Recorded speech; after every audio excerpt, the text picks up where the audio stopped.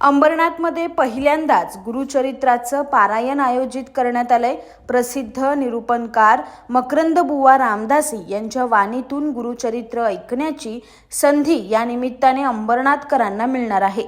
अंबरनाथ पूर्वेतील वडवली विभागात केळकर सभागृहात माजी नगरसेवक स्वप्नील बागुल यांच्या पुढाकाराने या गुरुचरित्र पारायण कार्यक्रमाचं आयोजन करण्यात आलंय। दररोज सायंकाळी 4:30 ते 8:30 या वेळेत पारायण होणार असून 9 फेब्रुवारी रोजी सकाळी समाप्ती आणि नंतर महाप्रसाद होणार आहे।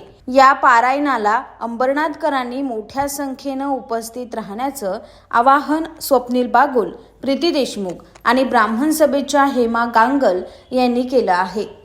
अंबरनाथकरांचं भाग्य आणि आमचं देखील भाग्य की अंबरनाथमध्ये पहिल्यांदाच गुरुचरित्र कथेचा कार्यक्रम श्री मकरंदबुवा रामदासी यांच्या रसाळ वाणीतून 5 फेब्रुवारी ते 9 फेब्रुवारी सायंकाळी 4 ते 8:30 या वेळेत होणार आहे। तर सर्वांनी नक्की येऊन कथेचा लाभ घ्यावा, दर्शनाचा लाभ घ्यावा असं सर्व अंबरनाथकरांना आवाहन करतोय। सकाळपासून दत्तात्रयांच्या पूजेची सुरुवात होईल आणि सकाळी संहिता वाचन होईल आणि जोडीने कोणाला जायचं असेल तर ते सकाळी पूजा करायला येऊ शकतात 7, 7:30, 8पर्यंत। 8 ते 9 पूजा करून ऑफिसला कार्यालयात जाऊ शकतात। तसंच संध्याकाळी 4:30 ते 8:30 बुवांचं वाचन आहे कथेचं आणि मध्ये ब्रेक होऊन रविवारी सकाळी 9 ते 12 कार्यक्रम घेऊन महाप्रसाद आहे।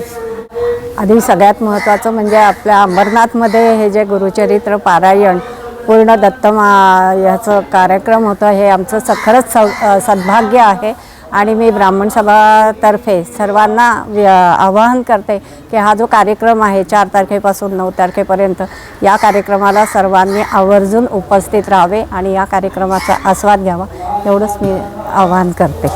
Bureau report, AB fast news, Ambernath.